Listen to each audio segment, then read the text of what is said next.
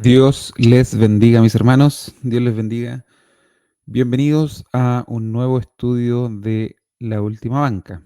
Estudios bíblicos, La Última Banca, episodio 22, que corresponde al capítulo número 20 del libro de Números. El capítulo sobre el agua de la roca, sobre la muerte de María, sobre la muerte de Moisés. No, disculpen, de Aarón. La muerte de Aarón. Em, bueno, como ven, quizás la calidad del video está un poquito diferente y estamos ya en la versión gratis de StreamYard. Terminó el plan anual de, al que estábamos suscritos. Eh, lo otro, bueno, voy a disculpar un poco por la voz y por la cara de sueño, pero aquí estoy inventándome horas para poder cumplir con esto que lo hago con bastante gusto. Para mí es una pasión y un honor poder aportar a los hermanos que siguen con frecuencia estos estudios bíblicos. Les cuento que ayer estuvimos de misión visitando la iglesia en Puente Alto con el coro de niños. Ahí estuvimos, así que también en algunos espacios que tuve aproveché de preparar las diapositivas para el estudio de ahora. Y bueno, me acosté tarde también haciendo eso y me levanté temprano. Eh, Está bastante helado. Hoy 21 de junio, en la llegada del invierno, eh, está especialmente helado esta mañana, así que me van a disculpar la voz y la cara, porque bueno, es la cara que tengo, pero aparte tengo eh, pocas horas de sueño en el cuerpo. Así que eso, vamos directamente a lo que nos importa, que es el estudio del capítulo 20 del libro de Números. Estos siempre son los comentarios que tengo como referencias principales, el de Timothy Ashley, el de Roy y Gain, no sé cómo se pronuncia ese apellido, y de Gordon Winham. Pero en esta ocasión, por un tema de tiempo, me centré únicamente en el comentario principal, que es el de Timothy Ashley. Así que de ahí fui rescatando algunos comentarios eh, y los fui agregando en esta presentación. Eh, Siempre digo lo mismo, pero para los hermanos que vean estos estudios por primera vez, es importante aclarar que estos estudios, si bien se tratan de los capítulos que vemos en la escuela dominical, no se, yo no voy título, o sea, no voy tema ni título por título, porque no es el objetivo de este estudio, sino que simplemente trato de explicar el capítulo, el contexto, em, histórico. El contexto histórico en este capítulo es relevante porque se sitúa al final de los 40 años de peregrinaje en el desierto y el comienzo del avance hacia Canaán. Eh, entonces todas esas cosas son relevantes. Em, y una vez el contexto está claro, los hermanos pueden sacar enseñanzas para aplicarlas ya en nuestra vida contemporánea. O sea, entonces eso es lo que yo siempre defiendo la idea que se tiene que entender un texto primero en su contexto, tanto histórico y todos los elementos que rodean, cultural también, y recién entonces se pueden sacar enseñanzas, ¿ya?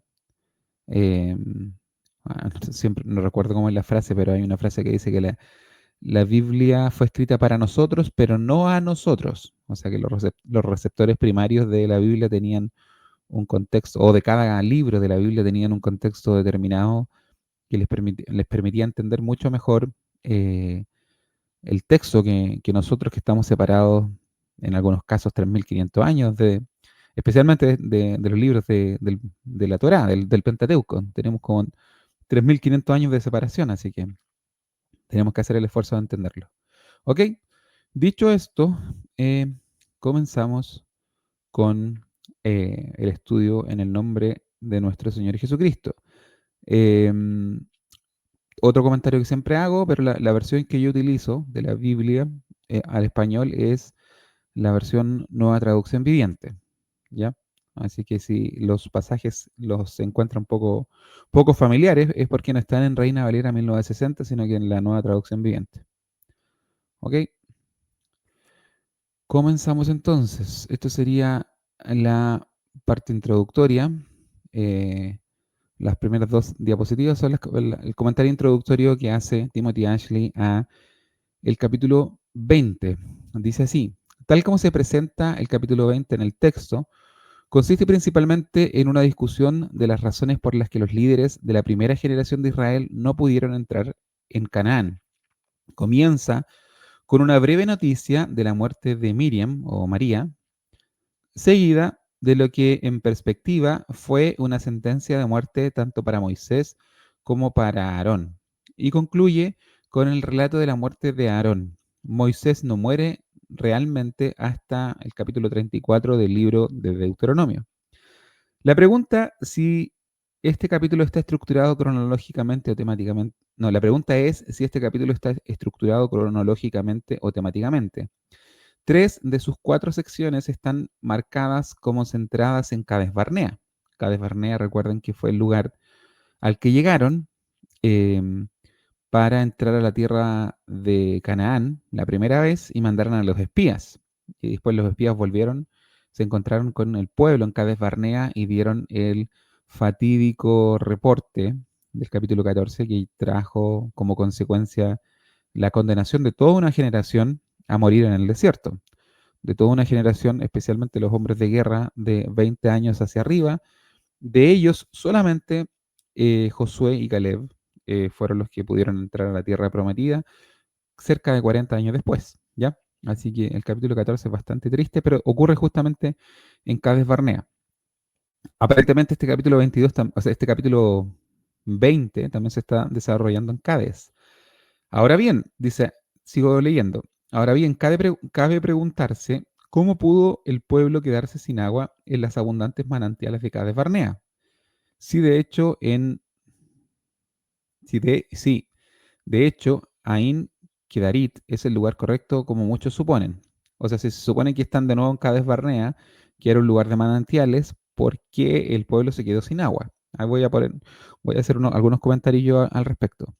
Quizás se deba a que, como sugiere Winham, Cades Barnea podría ser el nombre de una zona más extensa y los israelitas se encontraban en una zona con menos agua cuando ocurrió el incidente de los versículos 2 al 13, ¿ya?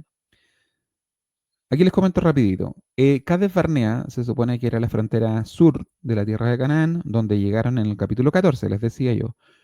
Se supone que era una fuente, era una zona de pozos o de manantiales. Entonces, como dice el comentarista, quedó un poco raro que se hayan quedado sin agua. Entonces, la primera posibilidad es que en Cades Barnea haya sido una zona amplia y donde se encontraban ahora específicamente era una zona que tenía poca agua. Esa es posibilidad uno. Posibilidad dos, y esto también es un comentario, o sea, entender el contexto histórico. Este capítulo 20 ocurre al final de la peregrinación al desierto. Eso es algo que yo no sabía y que estudiando este capítulo me enteré. Hacia el final de los 40 años es que vuelven a Cades Barnea. Entonces, aparentemente dieron una vuelta larga, o más, quizás más de alguna vuelta, pero este capítulo se centra al final de la peregrinación de los 40 años. Así que en 40 años también pueden haber cambiado algunas condiciones. O sea, si vuelvo 40 años después a un lugar, no necesariamente las condiciones geográficas que tenía 40 años antes van a ser las mismas. Puede que el Cades Barnea de 40 años, para ser más específico, el Cades Barnea de 38 años atrás tenía mucho más agua que el Cades Barnea de 38 años después. ¿Por qué les digo que pasaron 38 años en este capítulo 20? Primero, o quizás la referencia más directa, es que en este capítulo muere Aarón.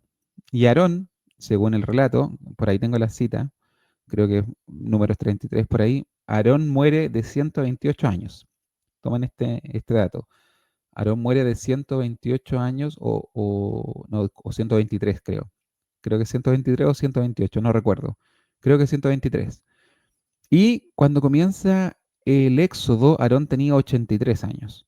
Así que efectivamente en este capítulo ya han pasado los 40 años de peregrinación en el desierto, o los 38 que le quedaban, porque cuando fueron condenados en el capítulo 14, ya llevaban 2 años peregrinando. Entonces, este capítulo ocurre ya hacia el final de la peregrinación en el desierto.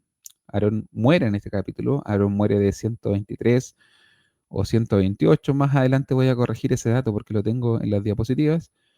Em, y Aarón había salido de Egipto con 83 o 88 años, dependiendo de con qué edad haya muerto, pero habían pasado efectivamente 40 años. Y en 40 años pueden cambiar muchas cosas. El punto es que en este lugar geográfico, Cades Barnea, aparentemente, el pueblo se encuentra sin agua. Y ese es uno de los contextos principales de este capítulo, o una de las problemáticas principales de este capítulo. ¿Ya? Dice aquí, sigo leyendo. Debido a las similitudes entre el pasaje actual y Éxodo 17 del 1 al 7, se parecen mucho. Bueno, una de las diferencias, voy a nombrar más adelante la diferencia entre este capítulo, números capítulo 20, y el capítulo 17 de Éxodo. Me parece, partamos por el nombre del lugar. Se le llamó Refidim al otro, el agua de las rencillas, y este se le llama Meribá, que significa también algo así como contender. ¿Ya? Meribá y Refidim son dos lugares diferentes, y también hay elementos que diferencian a un capítulo del otro, varios elementos, ¿ya? Pero se parecen bastante. Pero esto no es tan eh, no es tan extraño. La forma como está contado el peregrinaje desde el Mar Rojo al Sinaí y el peregrinar desde que salieron del Sinaí en adelante, en el libro de Números, tiene muchos paralelos. Yo creo que hay una intencionalidad de hacer de estos relatos historias que, eh, que se, que se repiten en ciertos puntos. Por ejemplo, del Mar Rojo al Sinaí también ocurrió que Dios les dio codornices, que fue el primer día que Dios también le dio junto con las codornices el maná. Eso está en el capítulo 16 del libro de Éxodo. Y esas codornices no fueron a modo de juicio, como si lo fueron en Números capítulo 11. En Éxodo 17 Dios les da agua, de la roca también, en Refidim, y ahora en Números capítulo 20 Dios también les da agua de la roca, pero en Meribá. Así que ciertamente hay paralelos, y está contada la historia, creo yo, tanto en Éxodo como en Números, para que hayan también estos paralelos. Yo creo que está la intencionalidad de hacer de esta primera etapa, desde el Mar Rojo al Sinaí y desde el Sinaí en adelante, hacer estas dos etapas como eh, un poco imágenes especulares que se parezcan en ciertos aspectos. ¿Ok? Ya, dice, debido a las similitudes entre el pasaje actual y Éxodo 17, muchos eruditos han concluido que ambos son variantes de la misma tradición, atribuyéndose Éxodo 17 generalmente a JE. Eso ya, aquí yo me pierdo un poco, pero me imagino que deben ser algunos pergaminos, manuscritos particulares. Y números 20, AP. ¿Ya? Estos son comentarios técnicos que yo creo poder entender, pero no voy a entrar, porque no sabría cómo explicarlos. ¿Ya? Una comparación detallada de los relatos indica que las similitudes entre ambos no son más sorprendentes de lo que cabría esperar de dos relatos de eventos diferentes sobre el mismo tema, es decir, la falta de agua. También no se tiene que sorprender de que el, el- el- el origen del conflicto, falta de agua, haya sido recurrente. Por eso no es raro que aparezca un relato como el de Éxodo 17 y otro relato como el de Números 20, porque a fin de cuentas se encontraban en el desierto. O sea, el problema de la falta de agua posiblemente fue mucho más frecuente que estos dos pasajes, que el pasaje de Éxodo 17 y de Números 20. Posiblemente hubieron otros eventos donde estuvieron faltos de agua y donde Dios también les suplió, pero quedaron registrados para la posteridad, Éxodo 17 y Números 20. Y el punto es que por el hecho de estar en un desierto, debe haber sido un problema con el que se enfrentaron con cierta frecuencia. ¿Ok? Sigo leyendo. Dice, las diferencias entre los relatos son más llamativas que las similitudes. Estas son las diferencias entre Éxodo 17 y Números 20. Primero, en Éxodo 17 solo Moisés es actor, mientras que en Números 20 son Moisés y Aarón. Primera diferencia. Segundo, el pueblo menciona la muerte previa de sus hermanos eh, en el versículo 3, lo que probablemente se refiere a la muerte de los rebeldes en tiempos de Coré, o puede ser también la muerte de los hermanos que han ido cayendo durante estos 40 años de peregrinaje. Puede ser particularmente la muerte de Coré, de los que murieron con Coré, pero también recuerden que si este capítulo se sitúa 40 años después, o 38 años después de la rebelión de Coré, de la rebelión en Cades Barnea con los espías, ¿cómo se le conoce? Como espías rebeldes, no sé qué adjetivo se le da, pero después del espías malvados, así se les llama. Después del reporte de los espías malvados, hasta, hasta este capítulo 20 perfecta, o sea, pasaron aproximadamente 38 años, así que estos muertos que ya cayeron en el desierto fueron, obviamente, los que cayeron en el tiempo de Corea, como también los que han ido muriendo durante estos 38 años que pasaron luego de la condena. ¿Ok? Entonces, no hay referencia a esto en el capítulo 17. No hay mención de sus hermanos que murieron. ¿Ok? Porque venían saliendo recién desde Egipto, ¿ya? Tercero, la vara en que se le ordena a Moisés tomar es probablemente la vara de Aarón, eh, que en el capítulo 17 se puso delante de Yahvé o Yahweh, que es la vara que se encuentra delante del testimonio, ¿ya? Cuarto, la metodología que se le ordena a Moisés, y esta quizás es la diferencia más importante, ¿ya? La metodología que se le ordena a Moisés seguir en Éxodo 17:6 es golpear la roca, mientras que en Números 20 es hablarle.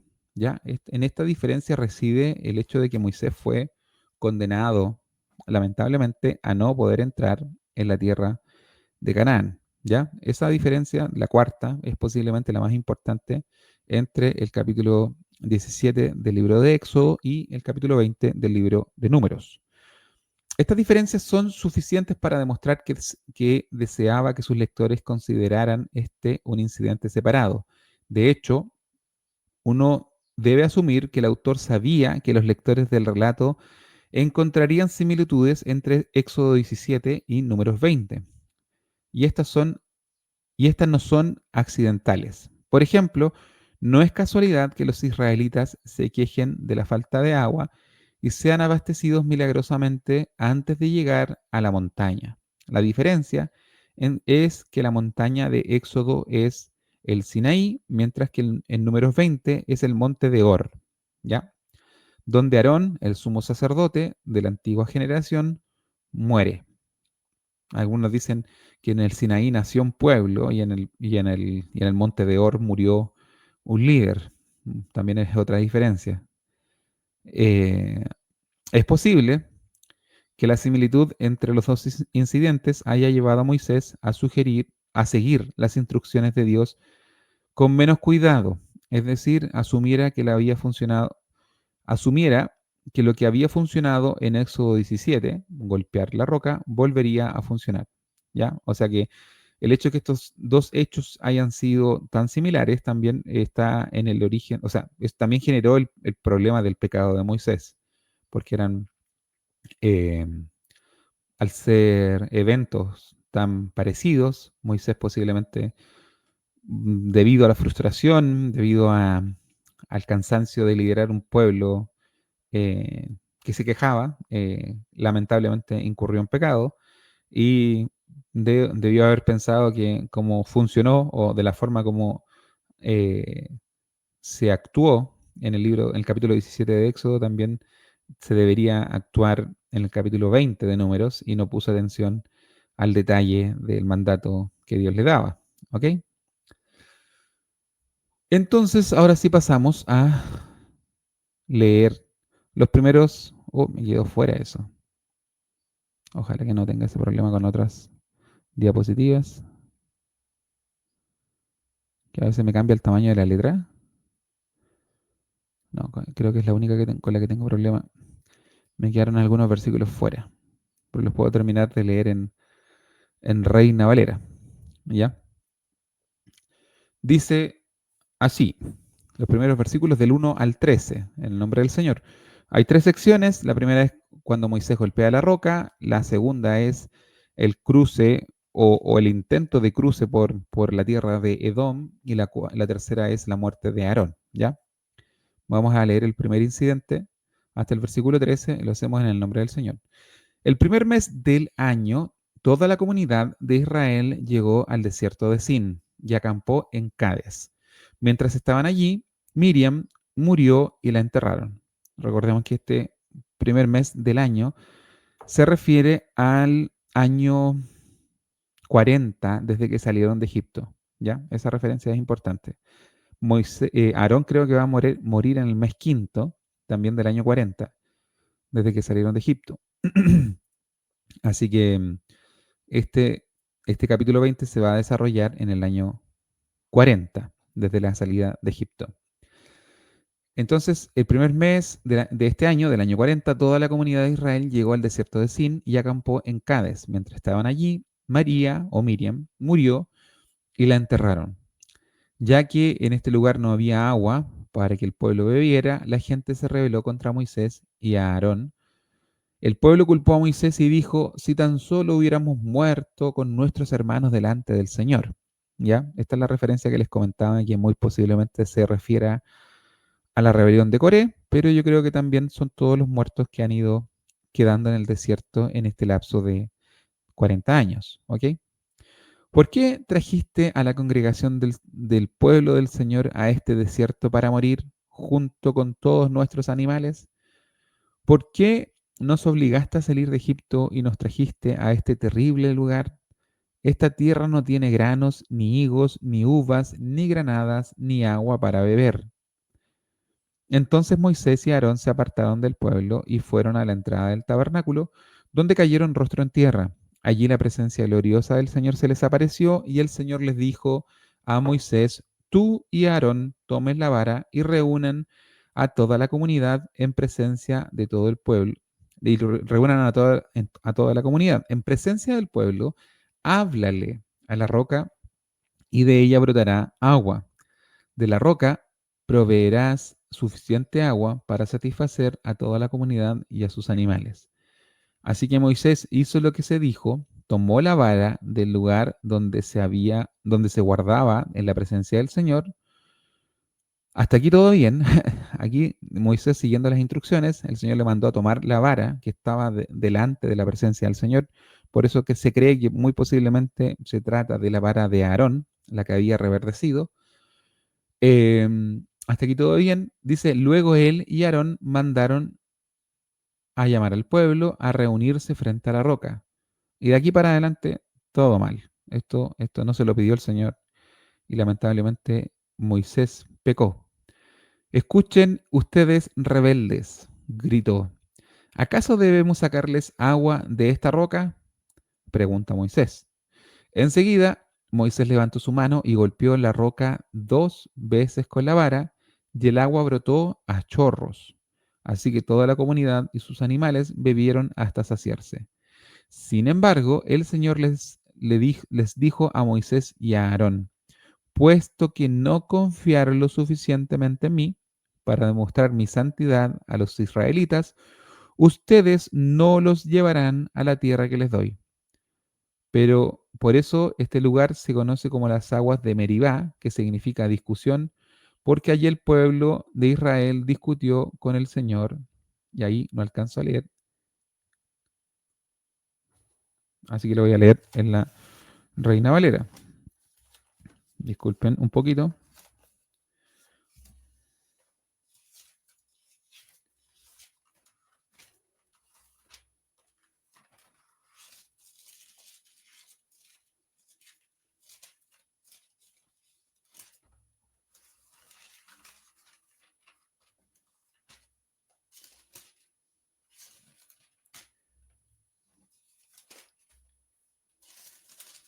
Y dice así, versículo 13.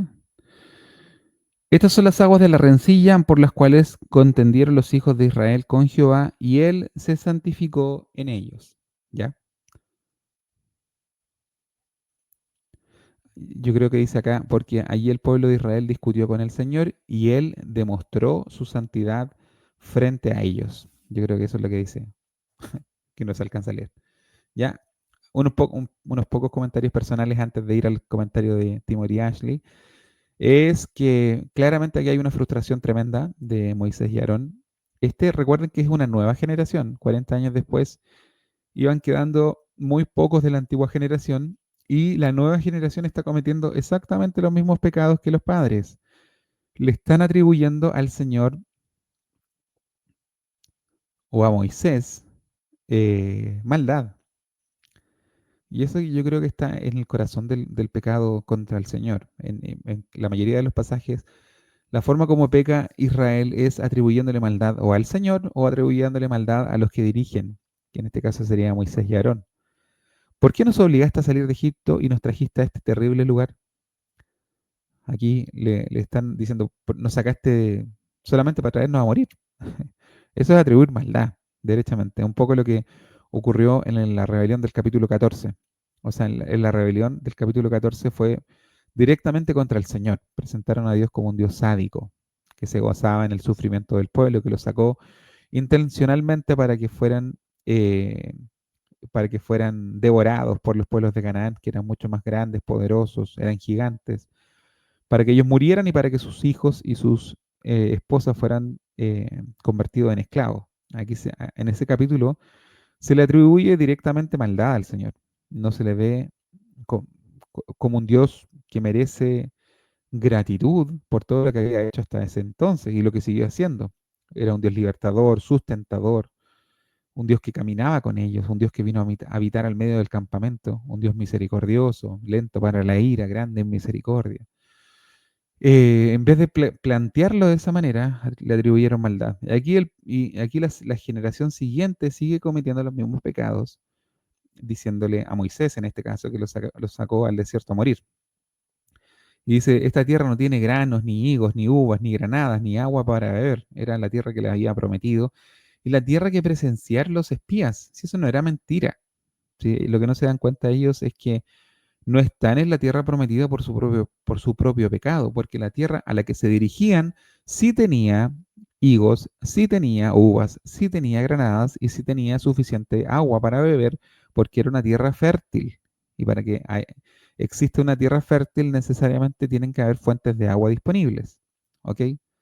Así que aquí Dios sí los sacó con mano poderosa y misericordiosamente para darles una tierra próspera, pero es el pecado de ellos el que el que los metió en esta situación, si ese es el punto. Siempre digo lo mismo, pero la evidencia clara e irrefutable de que un corazón, de que alguien está en sus pecados, eh, y la evidencia primera de la caída, siempre ha sido el victimismo, siempre se le echa la culpa a otro. A Adán le echó la culpa a Eva, Eva le echó la culpa a la serpiente. Los pentecostales le echamos la culpa a una colección de demonios que tenemos. Siempre el pecado está afuera, nunca el pecado es nuestro. El pecado es, no, el demonio de la risa, del llanto, del sueño, el demonio de lo que sea. Pero siempre el culpable es otro, no yo. Aquí el pueblo está haciendo lo mismo. El pueblo le está echando la culpa, en ocasiones se la echa a Dios, le carga con la culpa a Dios o en esta ocasión particular a Moisés y a Aarón, pero ellos están exentos de culpa, ¿ya? Así que si encuentra a alguien quejándose eh, de cómo sufre, porque todos tienen la culpa menos él o ella, es una persona que no ha tenido, a la que no le ha amanecido, a la que el Espíritu del Señor no la ha guiado al arrepentimiento. Muchas veces, yo bueno, no me quiero alargar mucho con esto, muchas veces el pentecostal hace mucho hincapié en la toma de la armadura de Dios, colocas el casco porque vamos a apagar los dardos del enemigo, que es un pasaje bíblico, sí, es una realidad. No tenemos lucha contra la sangre ni carne, también es una realidad. Pero al colocar mucho el énfasis en eso, se olvidan un enemigo que vive con nosotros, que es nuestra propia naturaleza pecaminosa, es nuestro corazón. Yo le decía el otro día a los hermanos, ¿de qué nos vale amurallar una ciudad? o colocarnos una armadura muy impenetrable. ¿De qué nos vale amurallar una ciudad y meternos dentro de una ciudad amurallada si dentro de la ciudad hay alguien que quiere abrir las puertas de la ciudad? Hay alguien que nos quiere sabotear. Hay alguien que le quiere abrir la puerta al enemigo. Y ese alguien somos nosotros mismos. Es nuestra naturaleza humana. Es nuestro corazón que va de continuo al mal y solamente la gracia del Señor lo puede sostener. ¿Ya? Así que eso como comentario. Y eso obviamente generó el hastío, la ira no santa de Moisés, porque Moisés cometió el pecado que efectivamente lo dejó fuera de la tierra de Canaán. ¿Ya? Ahora vamos a los comentarios.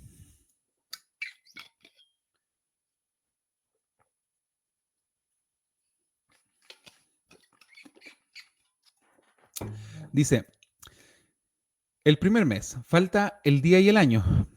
No está establecido de forma explícita, pero como les decía, es lo más probable que haya sido el año 40 desde la salida de Egipto. Si las conclusiones anteriores sobre la estructura del capítulo son correctas, la llegada a Cádiz se produce tras muchos años de peregrinación en el desierto, ¿ya? O sea, el capítulo 20 corresponde al fin de la peregrinación, ya pasaron los 40 años. Dado que el pueblo había comenzado su peregrinación por el desierto en Cádiz, la terminaron allí, ¿ya? Es en Cádiz donde Dios los condena, capítulo 14, es en Cádiz donde su peregrinación termina, capítulo 20. Según Números 33, del 36 al 38, los israelitas llegaron de Cádiz al monte Or. O sea, estuvieron primero en Cádiz, donde muere María, luego se trasladan al monte Or, donde muere Aarón, y Aarón muere en el primer día del quinto mes del año 40. Ya, en el mes primero del año 40 llegan a Cádiz, Cádiz Barnea, se pone fin a la peregrinación por los 40 años en el desierto. Luego de Cádiz se mueven al monte de Or, y en el mes quinto de ese año 40, en el primer día del mes quinto, muere Aarón y muere de 123 o 128 años, ¿ya? 40 años después de haber salido de Egipto. Según Deuteronomio 1.3, fue el primer día del 11º mes de ese mismo año que Moisés comenzó a hablar al pueblo en las llanuras de Moab, ¿ya? O sea que en el año 40 ocurrieron muchas cosas. El primer mes muere María, el mes quinto muere eh, Aarón y en el mes 11º de ese año 40 es que llegan a las llanuras de Moab y Moisés da el discurso de Deuteronomio capítulo 1, versículo 3 en adelante. ¿Ya? Poquito después también Moisés va a morir, antes de que comience la conquista, por lo menos del otro lado del Jordán. ¿Ya? Porque hay una conquista previa que se da del lado este del Jordán, y luego la conquista del otro lado del Jordán le corresponde a Josué. ¿Ya? El año del versículo actual probablemente también debiese ser o debiera ser el 40º año después del éxodo de Egipto. Esta conjetura se sustenta en el hecho de que pronto se permitirá al pueblo volver a avanzar hacia Canaán. Del versículo 14 en adelante, al pueblo se le permite marchar ya no en torno al desierto, porque habían pasado los 40 años de la condenación, sino que ahora se dirigen hacia Canaán, pero toman una ruta diferente. No parten, no parten como iban a hacer en principio, de ir desde Cádiz avanzando desde el sur hacia Canaán, sino que se van a dar una vuelta por el este. No incluí mapas en esta ocasión porque me salió un capítulo muy largo. Todavía me falta mucho que leer, así que no incluí mapa. Pero el próximo estudio, Dios mediante, o en algún capítulo que encuentre yo que me da el espacio para meter mapas, ahí le voy a explicar yo un poco el avance del pueblo de Israel, con mapas en mano, y así es más fácil de visualizar. ¿Ya?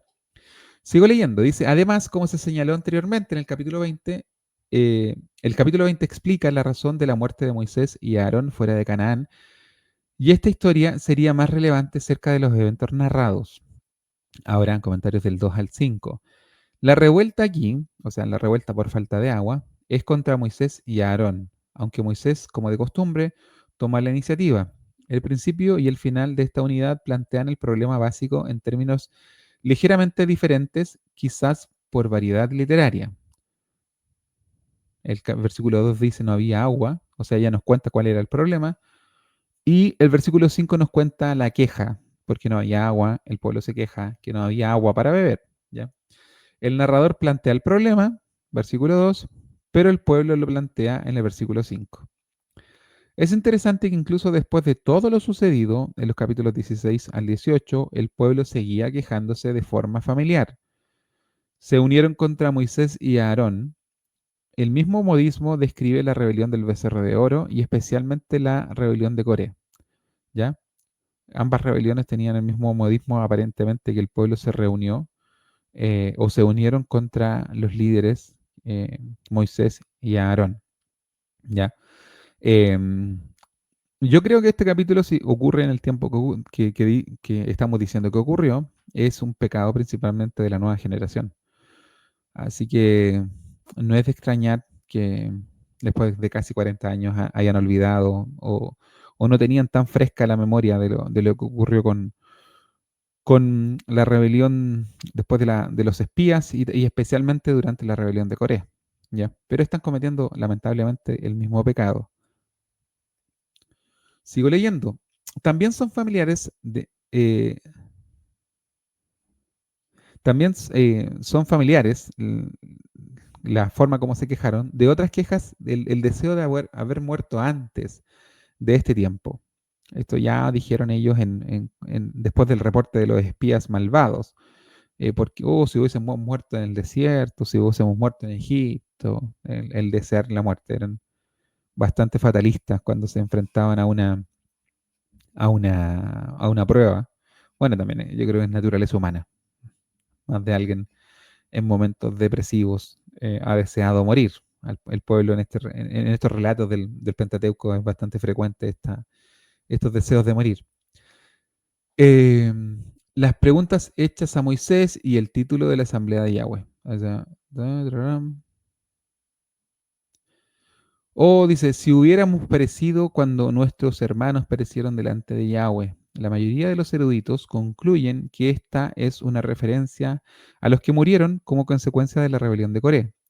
Aunque Keil es un erudito, me imagino, están citando a esta persona, pensó que la palabra usada aquí para perecer no era adecuada para esta referencia y se aplica en cambio a los israelitas que simplemente habían muerto en el desierto. O sea que ellos están deseando morir o si hubiésemos perecido como nuestros hermanos, no necesariamente se refiere o no se refiere únicamente a los que ya murieron en la rebelión de Corea, que posiblemente está separada en el tiempo varios años. La rebelión de Corea aparentemente es muy cercana a la condena del capítulo 14 y este capítulo 20 está ocurriendo cerca de 38 años separados en el tiempo.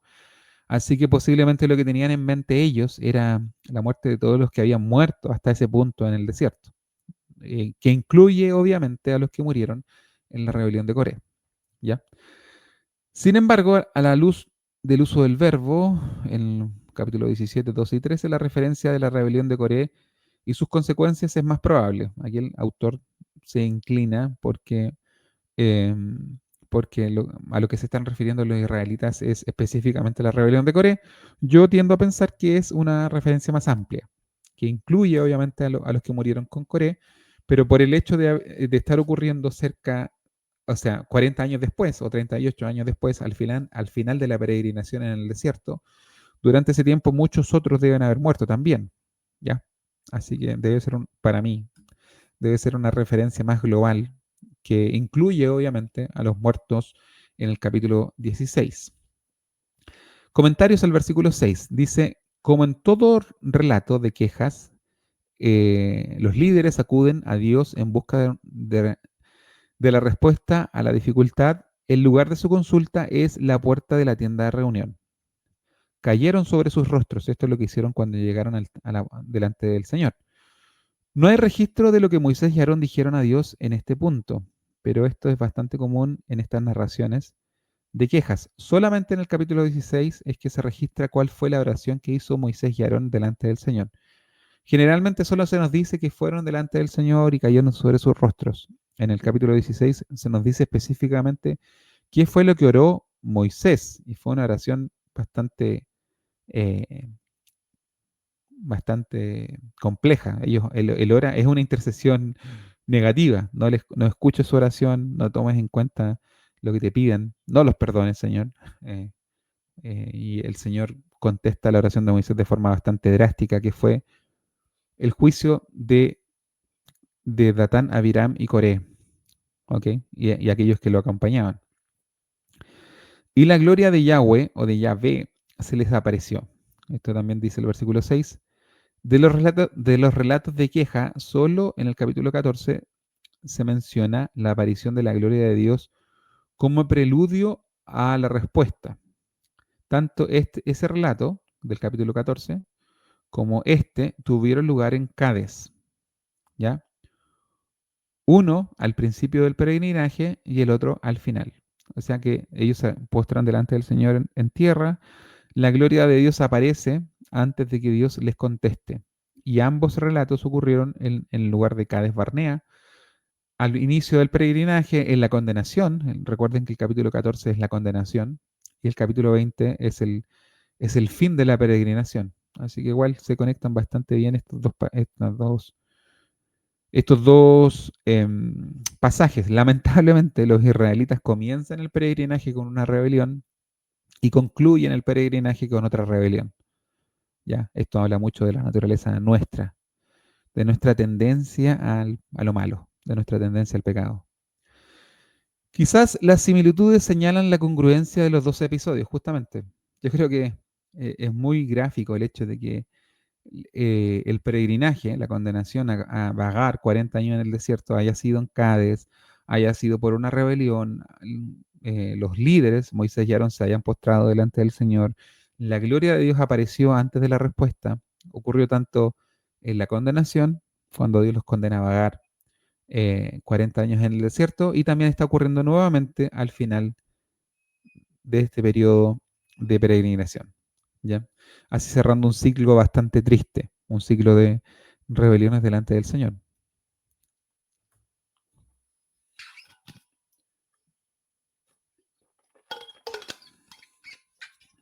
Seguimos avanzando. Me queda un rato todavía. Me salió bastante largo este estudio. Así que voy a tratar de ir lo más rápido que pueda. Versículos 7 y 8. Yahweh da instrucciones a Moisés. Debe tomar la vara, él y Aarón deben reunir al pueblo y luego le debe hablar a la roca, que dará parte de su agua para saciar la sed del pueblo, tanto del pueblo como de sus animales. La vara, que es el instrumento que se menciona en los versículos 8, 9 y 11, aquí se pregunta, ¿es la vara de Aarón es la vara de Aarón que reverdeció en el capítulo 17, 8, o la propia vara de Moisés con la que, por ejemplo, golpeó el Nilo en Egipto y la roca en Refidim? Refidim es el pasaje donde Moisés les da, o sea, donde Dios les da agua a través de Moisés por primera vez. La opción más lógica pareciera ser la primera, o sea, que se trata de la vara de Aarón, y el hecho es que esa vara se encontraba delante de la presencia del Señor.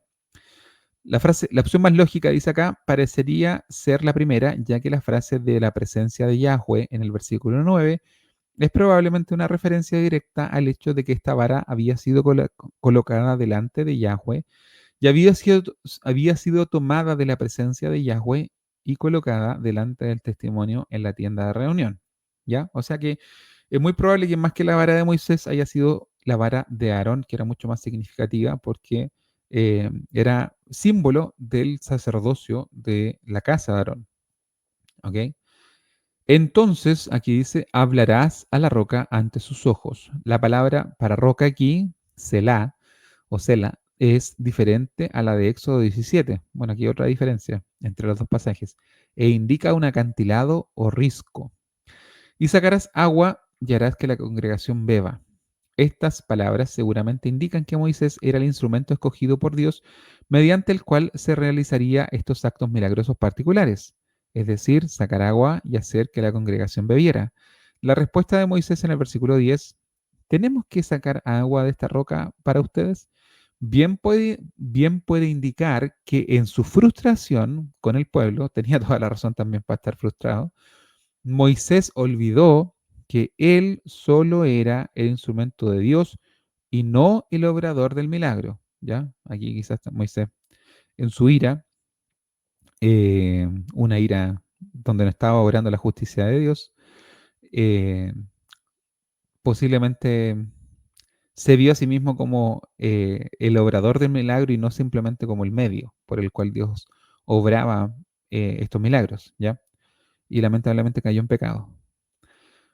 Versículos 9 al 11 dice, el versículo 9 y 10, Moisés procede a seguir las instrucciones de Yahweh, o sea, la primera parte, que era ir a buscar la vara, sacarla de delante del testimonio donde se encontraba, pero en el versículo 11 se aparta de ellas. Estos versículos contienen una descripción contenida y lacónica del pecado de los líderes. A Kepl- Kep Kappelrud, un comentarista, siempre con apellidos tan difíciles, a Kappelrud puede tener razón en que la historia se ha transmitido en su forma vaga actual para informar a los lectores de que Moisés y Aarón fueron excluidos de la tierra prometida por su pecado, sin incriminar a estos héroes de la fe con crímenes muy específicos, ¿ya? O sea que este es un relato triste, porque en el capítulo 20 mueren, por decirlo así, los actores principales de la peregrinación en el desierto. María también tuvo una labor muy importante. eh, Era la directora de la alabanza prácticamente de Israel. Muere en el capítulo 20. Aarón, por supuesto, era el primer gran sumo sacerdote, o el primer sumo sacerdote que tuvo Israel, el iniciador del sacerdocio arónico, ¿ya? Muere también en este capítulo, y el tercer líder, y el principal, Moisés, es condenado en este capítulo. Así que este capítulo es un poco el fin de la primera generación, el fin de la generación que salió de Egipto, ya sea que murieran como María y Aarón o que fueran condenados a no entrar. ¿Ya? Por eso dice acá que el relato no es muy específico, o sea, no se hace saña con el pecado de Aarón y Moisés, porque efectivamente no se quería incriminar a quienes habían sido los héroes de, de todo el peregrinaje desde que salieron de Egipto en adelante. ¿Ya? Sigo leyendo. La identidad de este pecado ha sido objeto de debate. Algunos lo ven como desobediencia, otros como ira o egocentrismo, o quizás una combinación de estos. De Balux, un comentarista, cree que golpear la roca fue un sacrilegio porque representaba a Dios o a Cristo, como vamos a ver más adelante al final de este live. O sea, no es un live, al final de este estudio, una referencia de 1 Corintios capítulo 10, dice que esa roca que lo seguía era Cristo, ¿ya? Así que el golpear la roca fue, o sea, se podría ver perfectamente como sacrilegio. De hecho, todas estas sugerencias pueden ser ciertas, o sea, que el pecado fue desobediencia, o que fue ira, o que fue egocentrismo, o que fue derechamente un sacrilegio, ¿ya? Lo que está claro es que a Moisés se le ordenó tomar la vara de Aarón, reunir al pueblo y hablarle a la roca. Tomar la vara de Aarón que estaba delante del tabernáculo, ese era el mandato. Reunir al pueblo, mandato 2, y tercer mandato, hablarle a la roca. Lo que hizo fue tomar la vara de Aarón, o sea, ahí sí, ok, cumplió, reunió al pueblo, cumplió también, y de aquí para adelante se desvió del mandato. Luego les habló con dureza, cosa que Dios no le había pedido, y luego golpeó la roca 2 veces. ¿Ya? Esto también es un detalle súper importante. Moisés, el hombre que se conoció como el hombre más manso de la tierra, lamentablemente incurre en pecado. Es importante el hecho de que el pueblo sigue siendo de Dios. ¿Ya? Aquí hago un paralelo un poco con que la iglesia es de Cristo, ¿ya? Y eh, con mucha frecuencia se puede caer en esto los líderes que Dios coloca por delante. A mí me causa cierta gracia el hecho de que cuando hay que obedecer a Moisés, o cuando se rebelan contra, eh, cuando se rebelan contra Moisés, los pastores aquí colocaron sin ningún problema el tema del siervo de Dios. Eh, no sé, no recuerdo los títulos ni temas, pero no sé, peligro de rebelarse contra el siervo de Dios, o peligro de, no sé, de caer en pecado por rebelión contra el siervo de Dios, y títulos de ese estilo, no es específicamente ese, pero acá estaba mirando los temas y los títulos y no hay una advertencia al peligro de que el siervo de Dios se aire con el pueblo, no hay un título así, no hay un título o un tema que diga peligro del siervo de Dios de caer en pecado, ¿ah? Porque siento yo que muchas veces, bueno, ya he criticado esto antes, que el pecado siempre es compartido. La congregación tiene una responsabilidad y los que dirigen tienen una responsabilidad. Y aquí siento yo que son un poquito indulgentes con los pastores.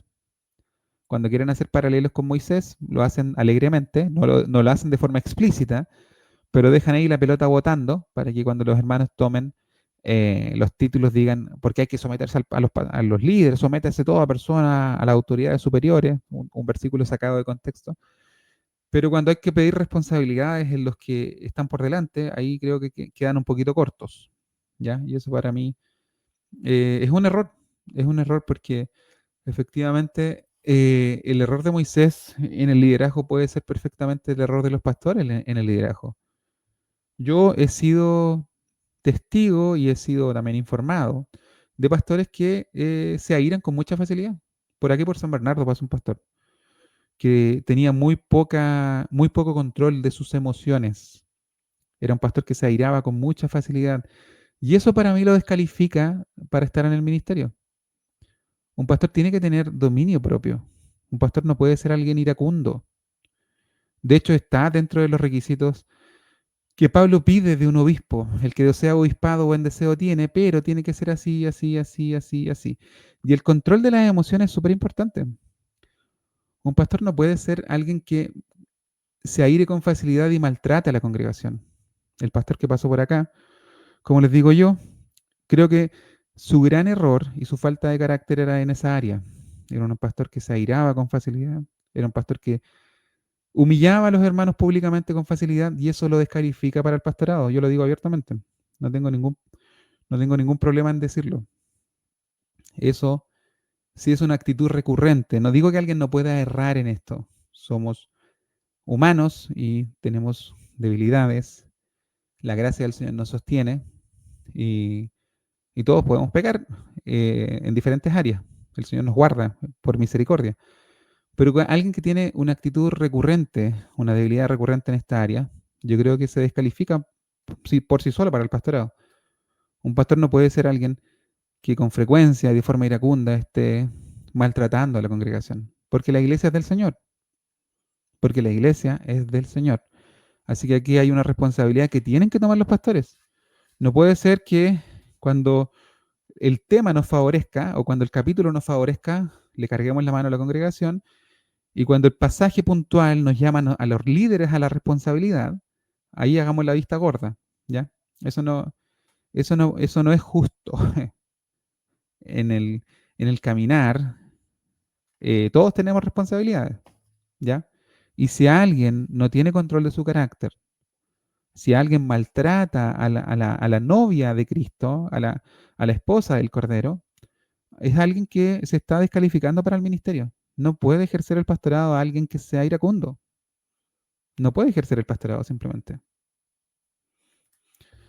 Sigo avanzando. Después voy a buscar antes de terminar el pasaje eh, de la carta de Pablo, me parece que es en Tito y en Timoteo. Ahí los voy a buscar después. Dice, el texto de Números menciona muchas veces que Moisés hizo exactamente lo que Dios le ordenó. En este caso no lo hizo y la obediencia inexacta por parte de los líderes y otros es lo mismo que la desobediencia. Sin embargo, el elemento clave del pecado de Moisés va más allá de esta desobediencia. Se le ordenó hablar a la roca y solo por este medio sacar agua para el pueblo. Su discurso al pueblo es revelador. aunque el pueblo se ha quejado una y otra vez durante el viaje de Egipto a Cades, y después de Cades, esos 40 años de condenación, y aunque Dios se ha disgustado con ellos por sus constantes quejas y murmuraciones, el presente pasaje solo implica la ira de Moisés hacia ellos. Aquí no está obrando la justicia de Dios. En la ira del hombre no obra la justicia de Dios. Aquí no está Moisés representando la ira de Dios. En ocasiones Moisés fue el instrumento que utilizó Dios para juzgar al pueblo, para corregir al pueblo, pero en este caso puntual es solamente la ira de Moisés obrando. Dios no estaba detrás de esto. Es él quien reacciona negativamente. Dios simplemente toma medidas para saciar la sed. Dios es mucho más paciente que nosotros.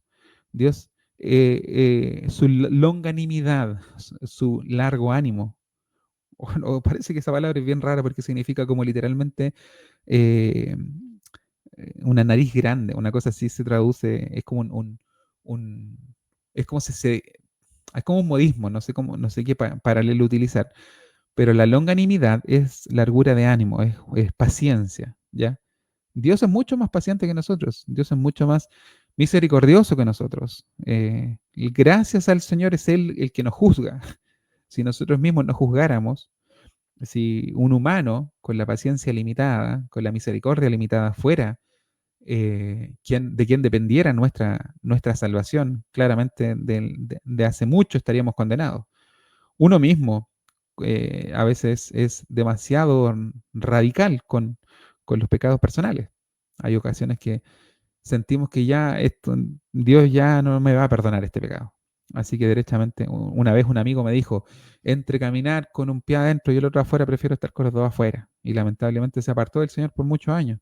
Gracias al Señor fue restaurado, gracias al Señor volvió, pero esa es la forma como uno se juzga a sí mismo. En cambio, el Señor es misericordioso, lento para la ira, grande en misericordia, que que perdona el pecado, la iniquidad y la rebelión, pero que de ningún modo tiene por inocente al culpable. Esa es la revelación de Dios en el capítulo 34, creo, del libro de Éxodo. ¿Ya? Entonces, aquí es la paciencia de Moisés la que se agota y no la de Dios. Dios simplemente tomó las medidas para saciar la sed del pueblo. Y lamentablemente Moisés, luego de 40 años de peregrinaje, no quiero también ser injusto con Moisés, hasta el hombre más manso de la tierra tuvo una paciencia limitada e incurrió en un pecado haciendo lo que Dios no le había mandado, ¿ya? Pero que yo quiero poner el énfasis en que una ira, en que la ira del hombre, especialmente de los líderes, no es bien vista delante del Señor. Por eso yo saco este caso. No es solamente un caso particular al que menciono, yo creo, con mucha frecuencia pastores de repente incurren en esto y, y retan a la iglesia como si fueran sus hijos, o de peor manera, sin amor, en ocasiones y sin misericordia. Menosprecian a las iglesias en ocasiones. Y eso está mal. Eso el Señor nos lo pasa por alto. Eso está mal. Son pecados de los que se tienen que arrepentir. Son pecados de los que se tienen que arrepentir. La ira de Moisés le lleva a asumir que este pueblo son rebeldes, un término utilizado principalmente para describir la reacción contra Dios. Versículo 12, ya estamos a mitad del estudio. Versículo 12 dice, parece que modelar un tipo de liderazgo ilegítimo, o sea, desobediencia, ira contra el pueblo de Dios, expresada en palabras precipitadas, señalarse a sí mismo como la fuente de los milagros en lugar de Dios, o sea, ¿acaso tenemos que darle agua? No sé, esa actitud que tuvo Moisés. O la complicidad de tal acción, que fue en lo que incurrió Aarón, es suficiente, en el caso presente, para impedir que Moisés y Aarón entraran en la tierra prometida y para impedir que guiaran a los israelitas a ella. La acusación específica de Yahweh es: no habéis confiado en mí para santificarme ante los ojos de los hijos de Israel. Confiar en Yahweh significa básicamente encontrar que Él es digno de confianza. Aquí Moisés y Aarón se negaron con sus acciones a confiar en Dios para saciar la sed de su pueblo, sin su ayuda y a pesar de todo lo que Él había hecho.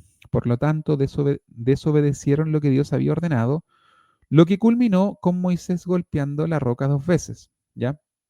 Este es un tema súper importante. Siempre recuerdo yo las palabras de John Lennox, un apologeta, un profesor de matemático de Oxford. Me encanta a mí él, lo escucho ves que puedo, lo escucho con cierta frecuencia. Él habla de que el origen etimológico de la palabra fide es confianza. De hecho, él critica la idea cuando se presenta la fe como algo, como un salto al vacío, como el creer cuando no hay evidencia. Eh, Porque esa es la forma como presentan especialmente los ateos, cuando quieren criticar la fe, ellos dicen que el creyente cree sin evidencia. Dicen, no, el creyente simplemente cree. El, el- el creyente utiliza la fe para llenar los vacíos de argumentativos. Si algo no lo entiende, él tiene fe, lo explica por fe.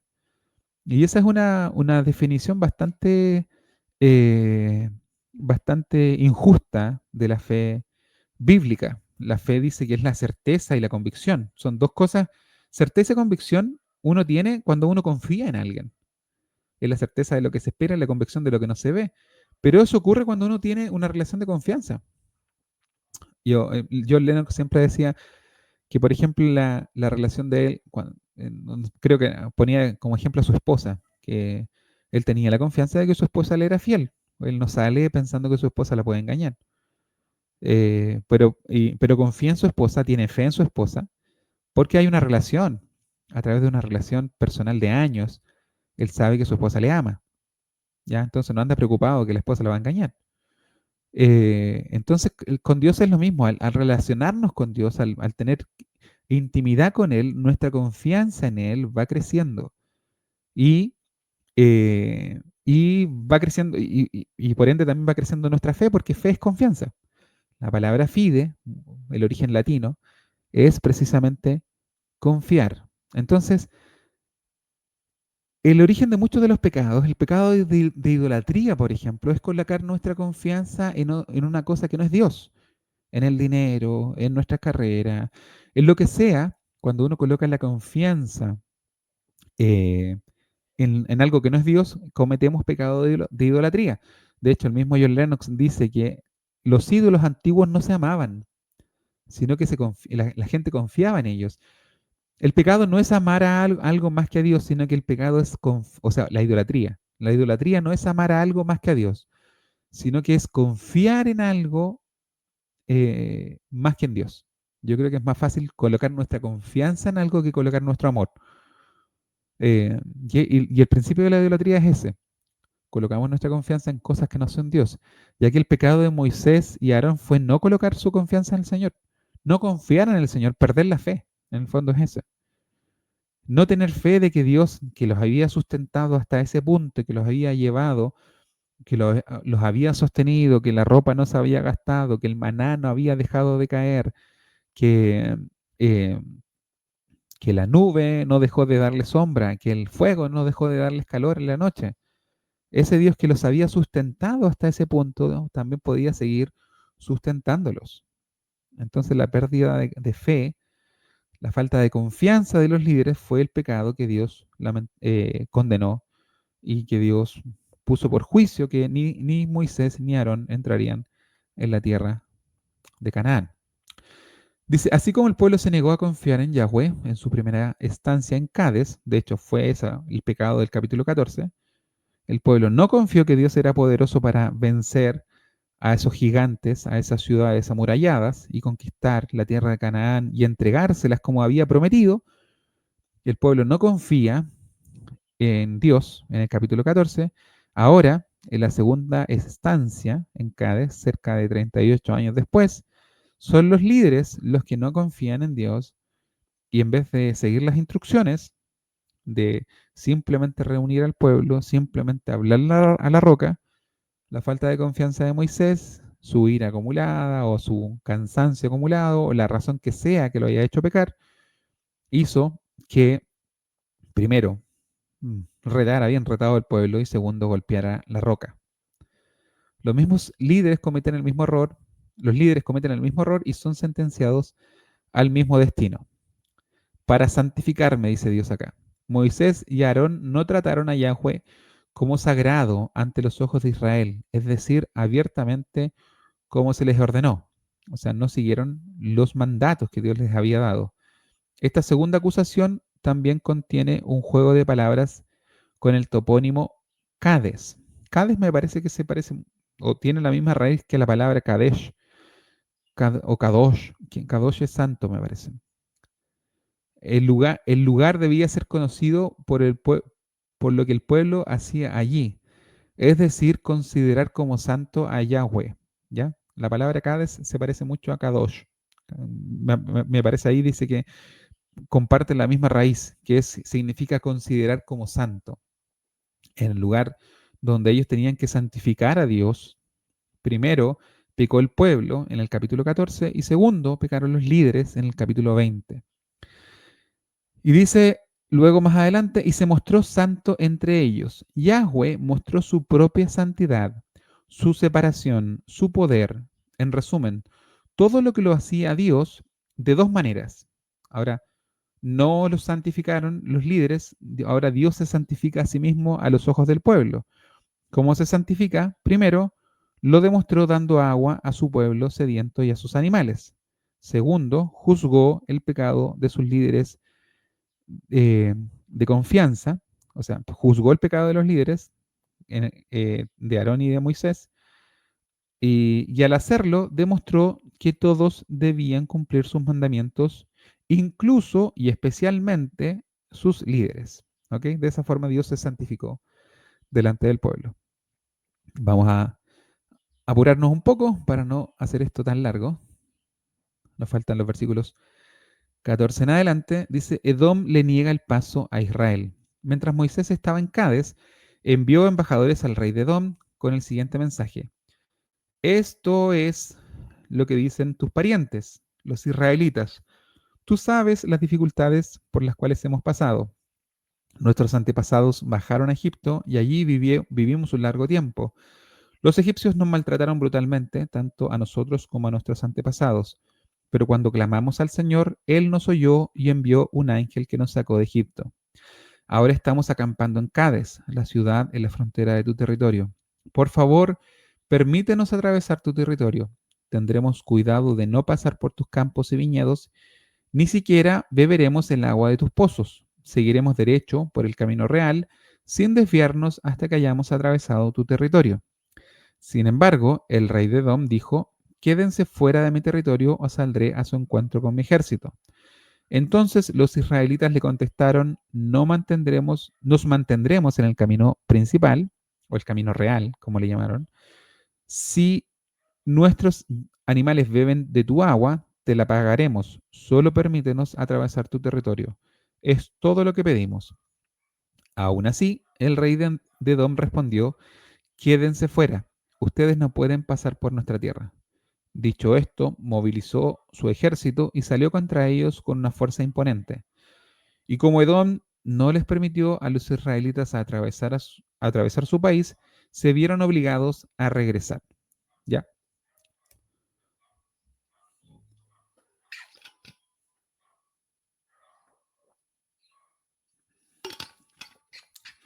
Aquí explico dos cosas cortitas. Edom son los descendientes de Esaú. Hay por lo menos tres pueblos a los que Dios les impide Israel conquistar. Uno es Edom, porque son descendientes de Esaú. Los otros son los amonitas, o Amón, y Moab, porque son descendientes de Lot.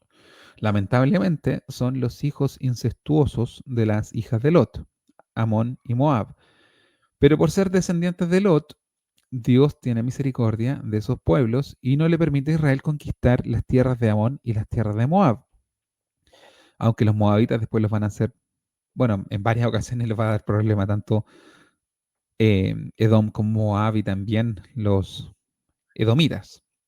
Pero Dios en su misericordia, por ser descendientes de Lot, no permite que Israel los conquiste a Amón y Moab y tampoco a los edomitas por ser descendientes de Esaú, el hermano de Jacob. Por esa razón, Moisés le manda una carta a los edomitas de forma familiar. Ustedes son nuestros hermanos, son nuestros parientes. ¿Ya? Eso como preludio, como contexto previo. Ahora vamos a los comentarios. Dice, este pasaje trata sobre la aproximación de Israel a Edom. Dado que el desastroso intento de entrar a Canaán desde el sur había fracasado, se buscó otra vía de acceso. La forma más fácil de llegar a Canaán desde Cades Barnea, aparte de la ruta sur, que era directa, estaban en el sur de Canaán, era cosa de entrar, ahora estaban tomando el camino del este, donde necesariamente tenían que pasar por Edom. Eh, Dice, la forma más fácil de llegar a Canaán, aparte de la ruta sur, era viajar directamente hacia el este, lo que los habría llevado a Edom. Como les digo, el próximo estudio o el estudio que lo requiera, que sea necesario un mapa y que sea más corto, porque este estudio me salió especialmente largo, voy a incluir mapa y les voy a explicar eso de forma más gráfica. Ya. Dice, Moisés envía una misión diplomática al rey de Edom. En Génesis 36, del 31 al 39, sostiene que Edom tuvo rey antes de Israel. De hecho, toda la historia de Jacob, que es Israel, y de Esaú, que es Edom, presupone que Esaú es el hermano mayor. Es dudoso, sin embargo, que Edom estuviera organizado en una monarquía centralizada en este punto. No hay evidencia externa de realeza en Edom en este periodo. Quizás los reyes edomitas que reinaron en este tiempo y los jefes edomitas no deben ser muy diferenciados. El texto actual no exige que Edom sea una monarquía centralizada o incluso un lugar eh, solo que haya algún tipo de gobernante domita al que se le hizo la solicitud. O sea, no se requiere que haya habido una monarquía, como la entendemos hoy, eh, y que hayan tenido una ciudad principal, que era como la capital de ese reino. Podrían haber sido perfectamente, no sé, tribus nómades, o no sé si nómades, porque tenían un territorio, pero podrían haber sido tribus no tan organizadas, no con ciudades formales, pero que tuvieran un jefe que pudiera representarlos. Y a ese jefe fue, no necesariamente un rey, fue el que eh, al que Moisés les envió las cartas para pedirle permiso para pasar, para atravesar el territorio. ¿Ya? Es un poco para respetando la evidencia histórica. Aparentemente no habían reinado como tal en ese tiempo en Edom. Los israelitas probablemente no sabían lo que se encontrarían en Edom. Por lo tanto, una carta diplomática dirigida al rey de Edom no podía dejar de halagar el ego de un gobernante insignificante en ese territorio. ¿Ya? Pues esa es la otra posibilidad, que Dios, o sea, que Moisés se dirigió a un rey cuando todavía no tenían reyes, sino que simplemente jefes. Dice, y una carta dirigida a un rey no podía dejar de halagar el ego de un gobernante insignificante. El texto tampoco menciona a dónde fueron enviados los embajadores. Como les decía, no había una capital evidente aparentemente. No es necesario pensar en una ciudad capital nacional. Quizás era uno de los puestos de avanzada edomitas más cercanos a Cades. Tu hermano Israel, ya se han mencionado, eso así se presenta Moisés, ya se han mencionado textos que hablan de una relación familiar entre Israel o Jacob y Esaú.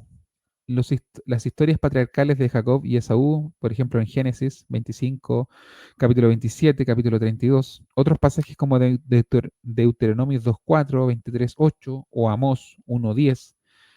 De vez en cuando los israelitas y los edomitas fueron enemigos.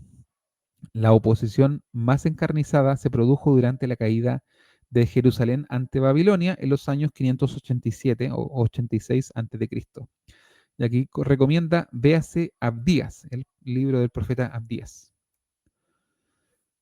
Seguimos avanzando, dice, estos versículos contienen un breve resumen de los acontecimientos de la historia de Israel que el rey de Edom consideró. A ver, disculpen. Estos versículos contienen un breve resumen de los acontecimientos de la historia de Israel, más que nada que Moisés consideró importante contarle al rey de Edom. O sea, Moisés dice, le hace un resumen histórico, o sea, somos tus hermanos, somos los hijos de Jacob, queremos pasar por acá, y esto es lo que nos ha pasado hasta este punto. Y aquí se le relata el descenso a Egipto, la esclavitud allí, la liberación divina de dicha esclavitud. Se omiten muchos otros detalles, ya que el objetivo es explicar en resumen, cómo llegó el pueblo a Cádiz y que fueron llevados allí bajo el liderazgo divino, un punto diseñado para reforzar la solicitud israelita de pasar por Edom.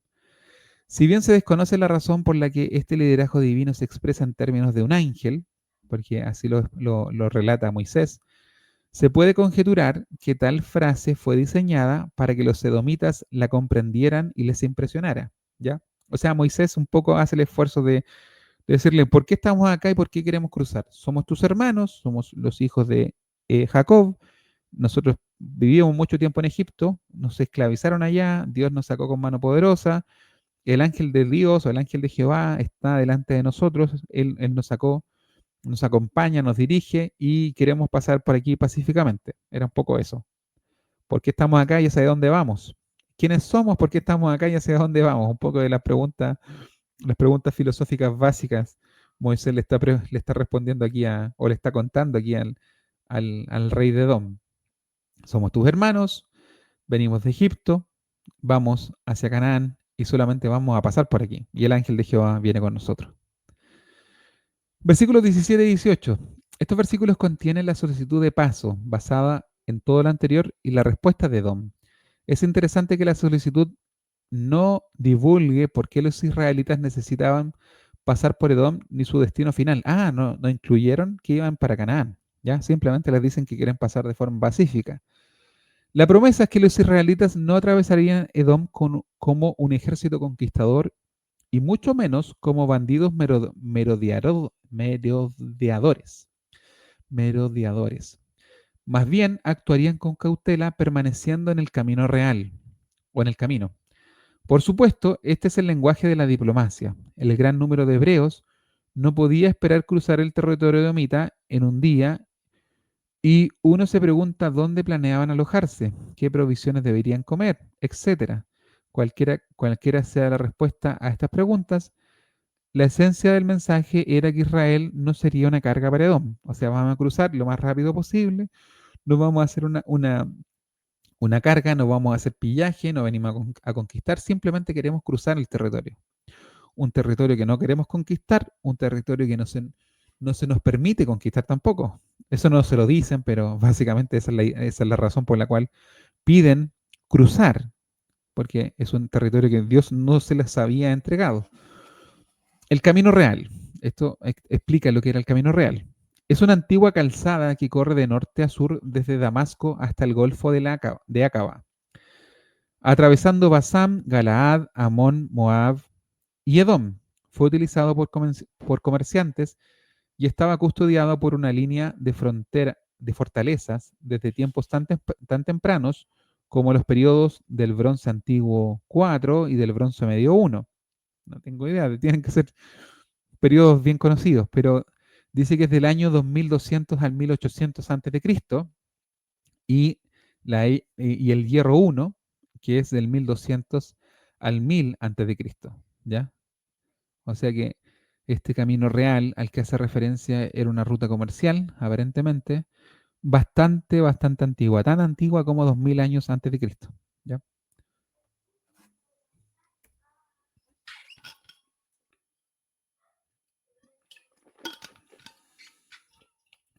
Nos acercamos al final, o sea, no al final, pero ya casi casi.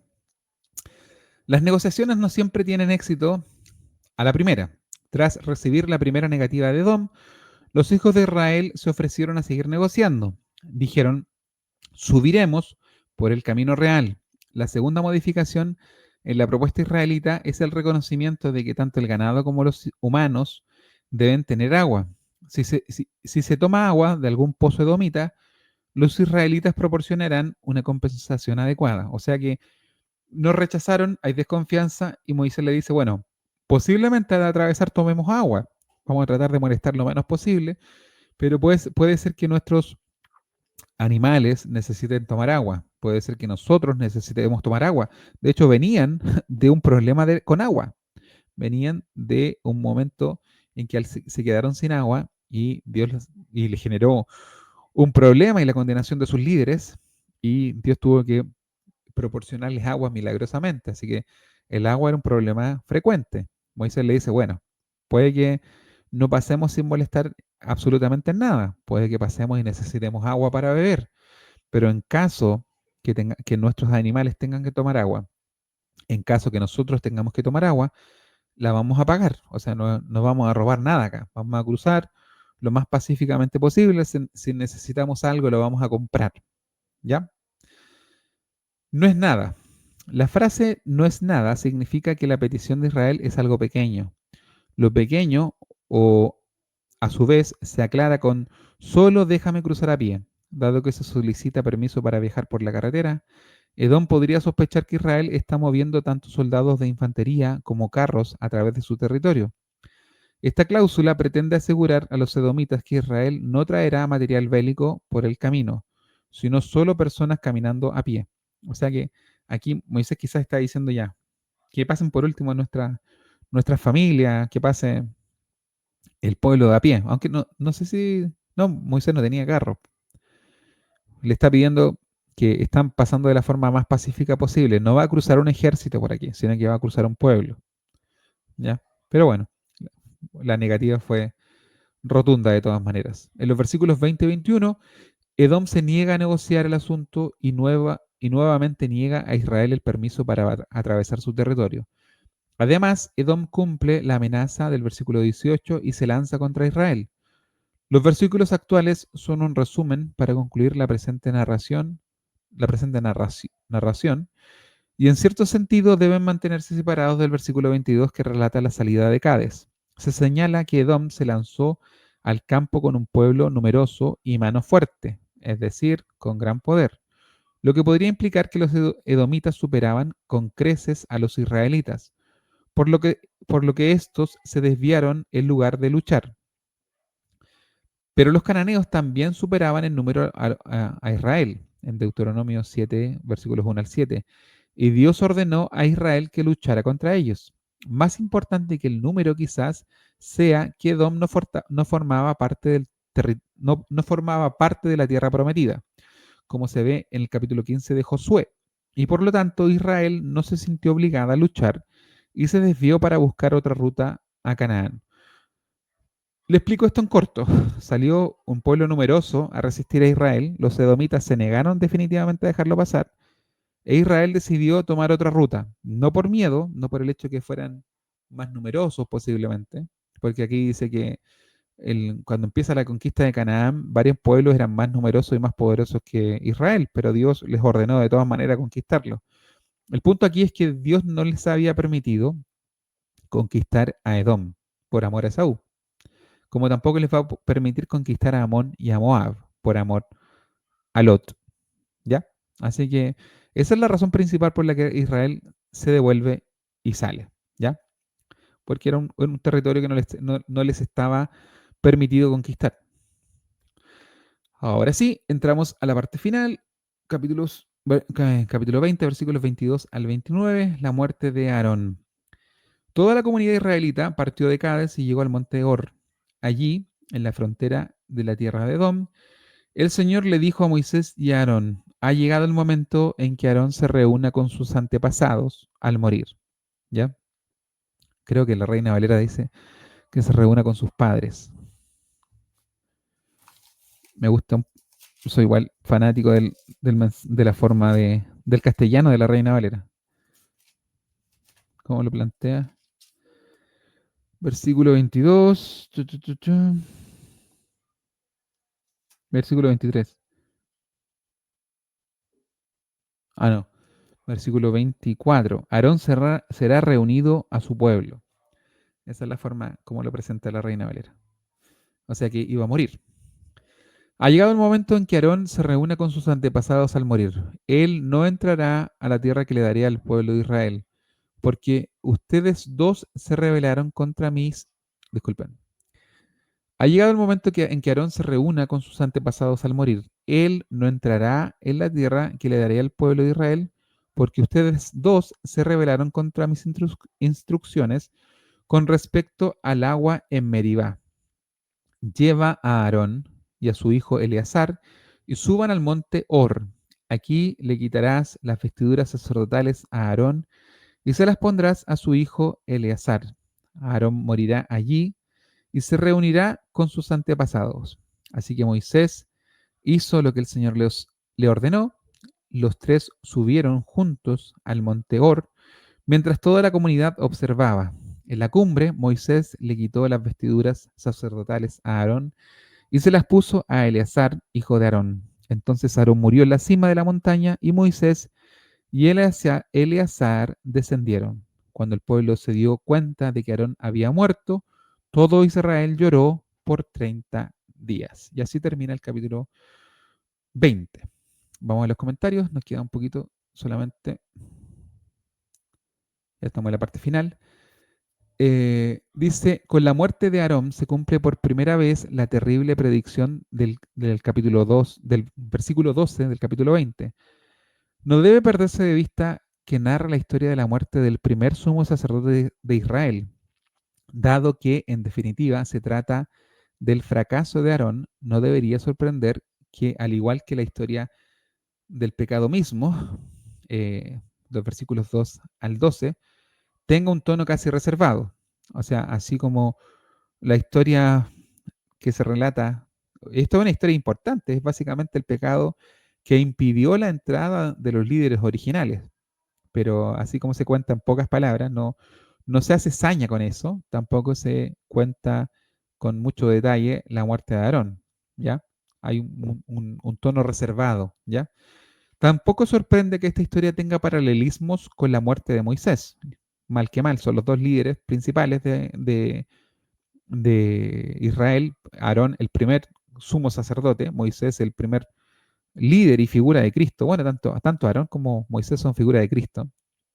Eh, y tienen su muerte muchos paralelismos, aunque Moisés muere recién en el capítulo 34 del libro de Deuteronomio, aunque no debe estar muy separado en el tiempo, quizás están separados por algunos meses o algún año. ¿Ya? Vamos a ver eso en algún punto.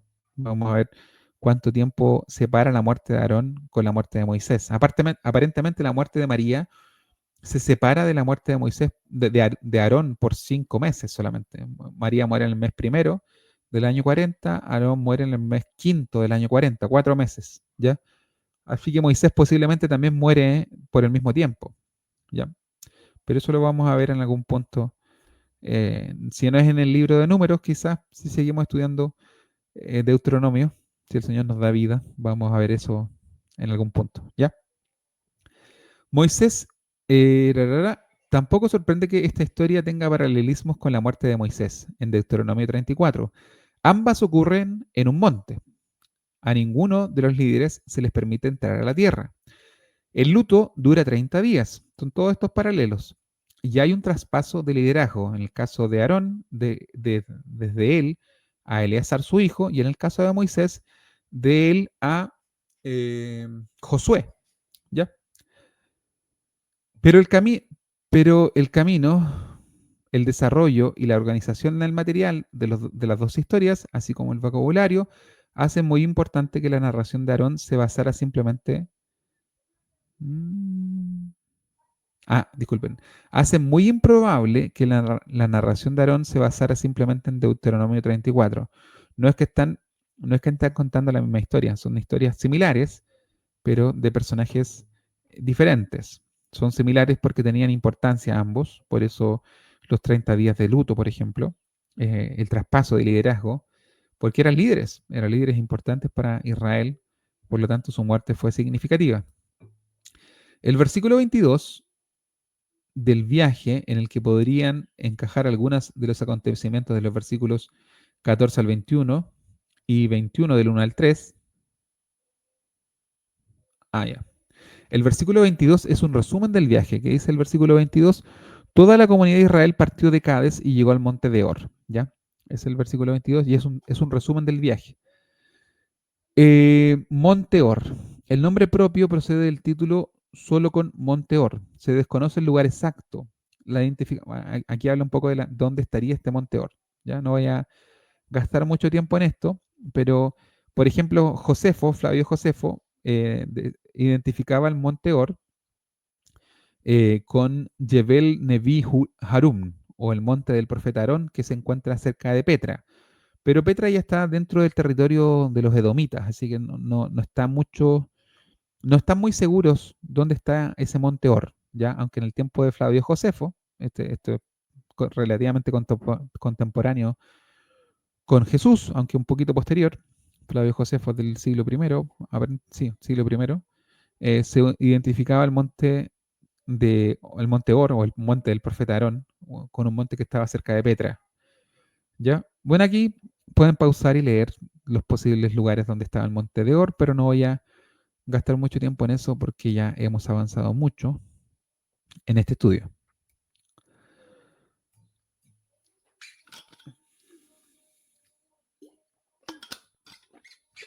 Ha pasado mucho tiempo, a eso no me refiero.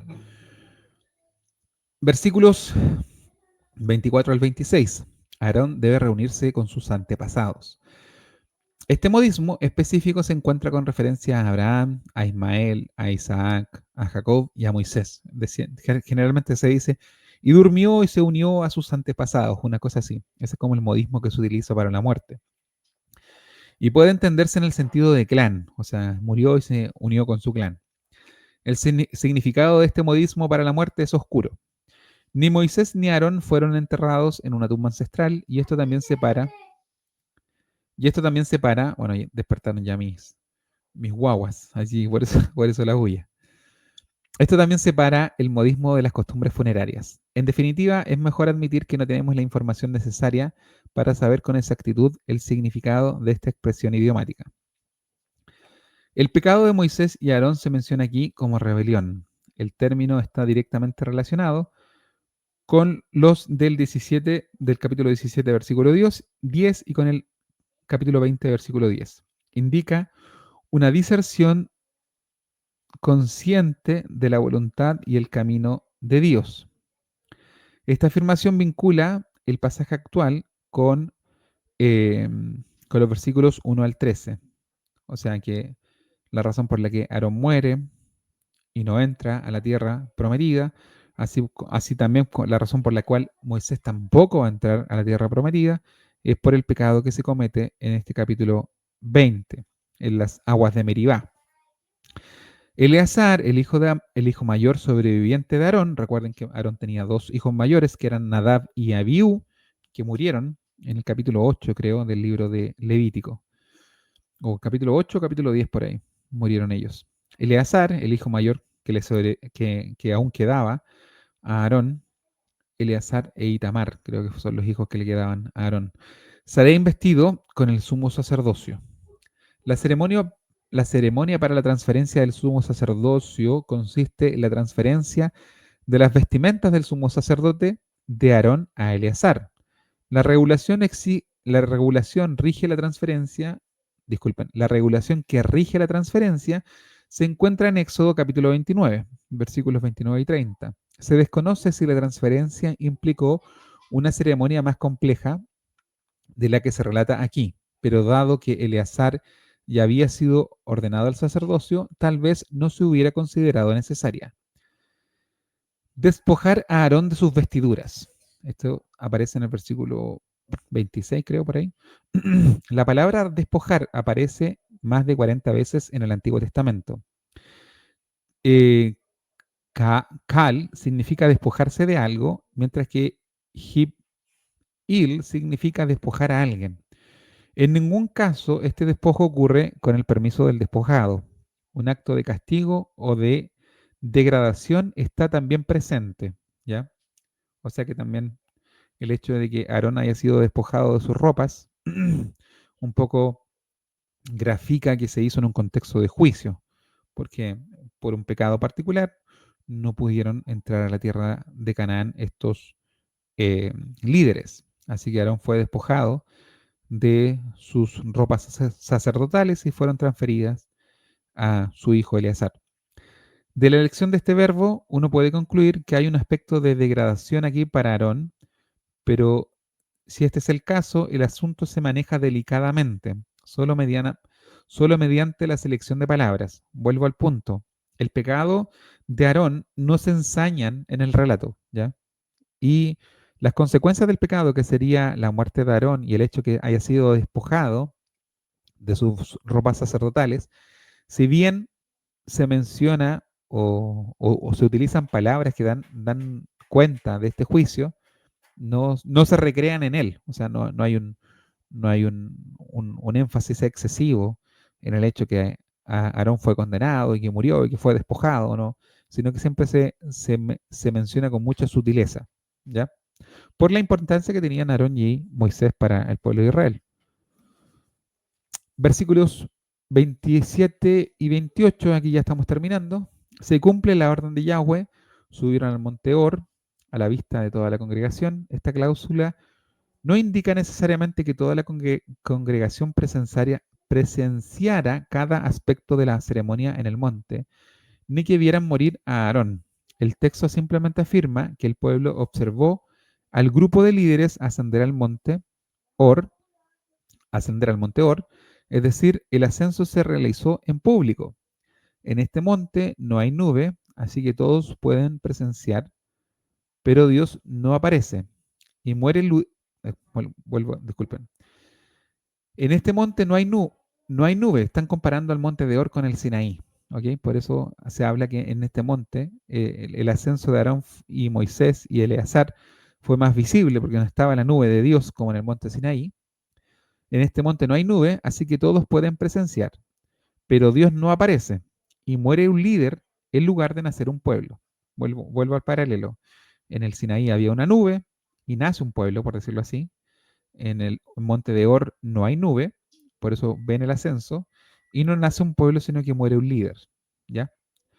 Según Números 33, del 38 al 39, Aarón murió el primer día del quinto mes. Ah, María murió en el primer mes, 5 meses después, o 4 meses después muere Aarón, del cuadrigésimo año después del Éxodo, a la edad de 123 años. Este era el dato que no me acordaba. Aarón muere a la edad de 123 años. María muere en Cades Barnea el mes primero del año 40. Aarón muere en el monte de Or el mes quinto del año 40.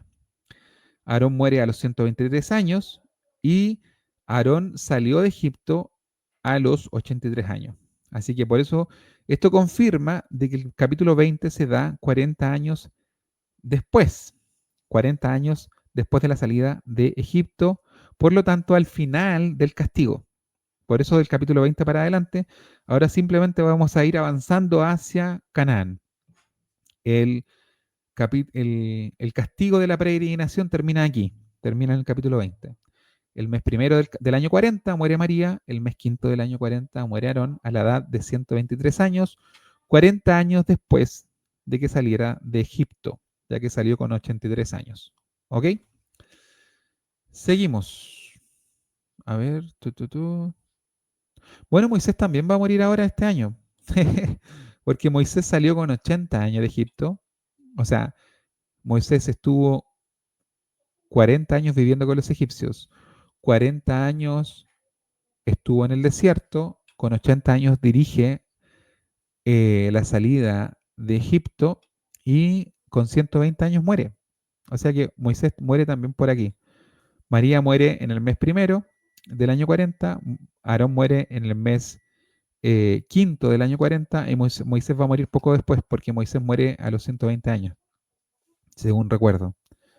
Así que los tres líderes mueren con bastante cercanía, posiblemente solamente separada por meses, pero ya el próximo estudio voy a buscar la fecha específica o el mes específico donde muere Moisés y ahí se los puedo colocar de forma más gráfica.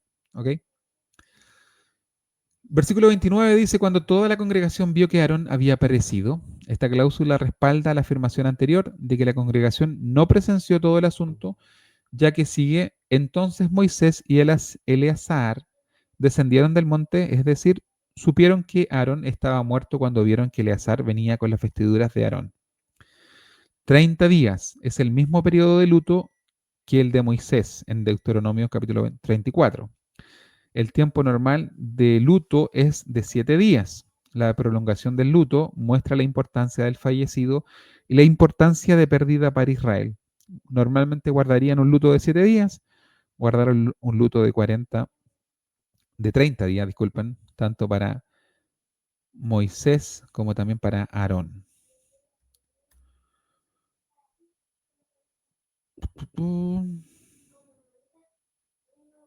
Ay, se me olvidó borrar un título arriba, dice número 19. Eso me quedó de la presentación pasada. No, esto es el pasaje que estoy copiando acá, que no copié la cita bien, es el de 1 Corintios capítulo 10, versículos 1 al 5. Dice, amados hermanos, no quiero que se olviden de lo que les sucedió a nuestros antepasados hace mucho tiempo en el desierto. Todos fueron guiados por una nube que iba delante de ellos y todos caminaron a través del mar sobre tierra seca. Todos ellos fueron bautizados en la nube y en el mar como seguidores de Moisés. Todos comieron el mismo alimento espiritual y todos bebieron la misma agua espiritual, pues bebieron de la roca espiritual que viajaba con ellos, y esa roca era Cristo. Sin embargo, Dios no se agradó con la mayoría de ellos y sus cuerpos fueron dispersados por el desierto.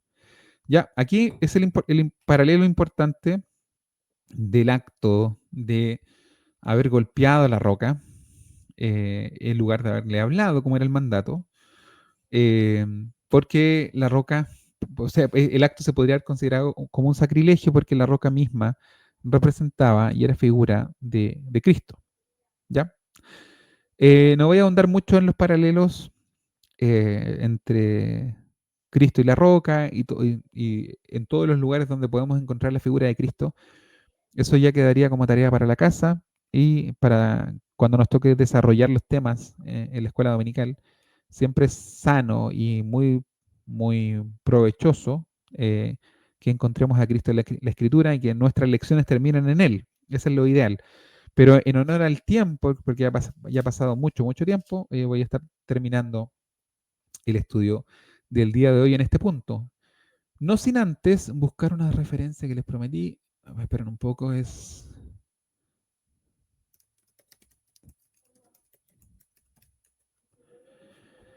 que se encuentra en Primera de Timoteo capítulo 3.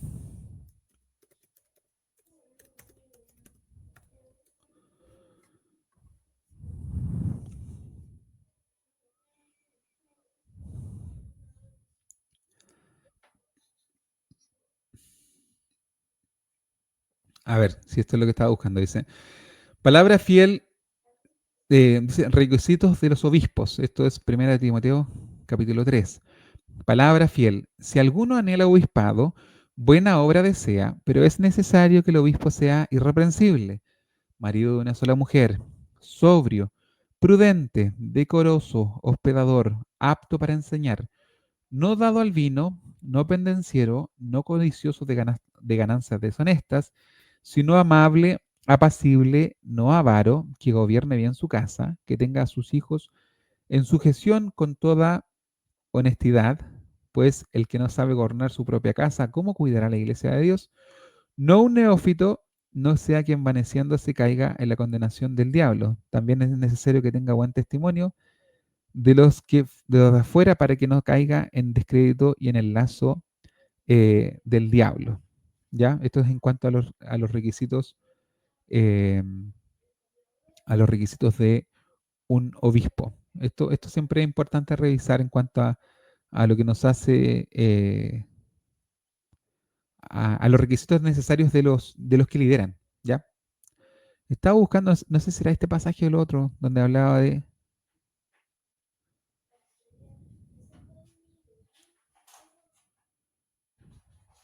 no pendenciero, no deshonesto. No sé si no sé si es este pasaje o el pasaje de Tito, que también habla de esto.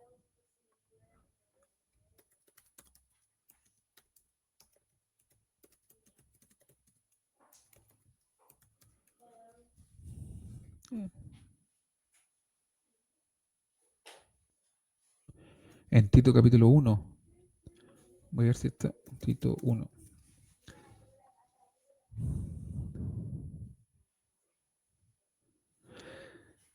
Los requisitos de un anciano y obispo. Los consejos en Tito son muy parecidos a los consejos en Timoteo. Dice el versículo 5 del capítulo 1, dice, por esta causa te dejé en Creta para que corrigieses lo deficiente y establecieses ancianos en cada ciudad, así como yo te mandé.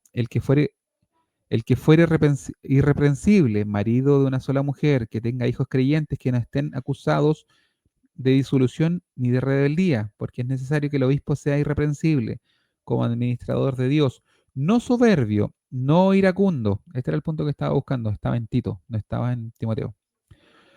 No soberbios, no iracundos, no dado al vino, no pendenciero, no codicioso de ganancias deshonestas, sino hospedador, amante de lo bueno, sobrio, justo, santo, dueño de sí mismo, retenedor de las palabras, fiel tal como ha sido enseñada, para que también puedan exhortar con sana enseñanza y convencer a los que contradicen, porque hay muchos que contumaces, habladores de vanidades y engañadores, mayormente los de la circuncisión, a los cuales es preciso tapar la boca, que que trastornan casas enteras, enseñando por ganancia deshonesta lo que no conviene. ¿Ya?